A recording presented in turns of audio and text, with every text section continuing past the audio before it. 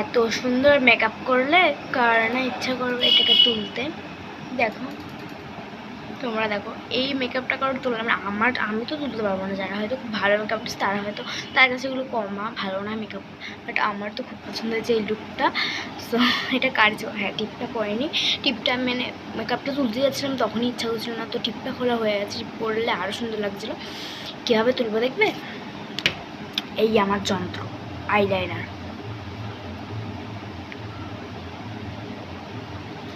সুন্দর লাগছে। এই যে আমার আইলাইনার, এই যে আমার আইলাইনার, এই কাজলটা পরা হয়নি, এই যে হাইলাইটার, হাইলাইটার ভালো লাগছে।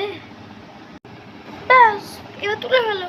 এবার নিজের মন কেন নিজে থেকেই মনের ভেতর থেকেই ইচ্ছা করবে যে এটা তুলে ফেলি, ইস কি বাজে মেকআপ।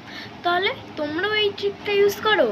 যাই মেকআপটা কি বাজে দেখো, বাবা বাবা কি বাজে লাগছে। তাড়াতাড়ি গিয়ে আগে তুলে আসি, আগে তো তুলতেই ইচ্ছা করছিল না, এখন তুলে আসি। এটাই আমার নিনজা টেকনিক। Bye bye.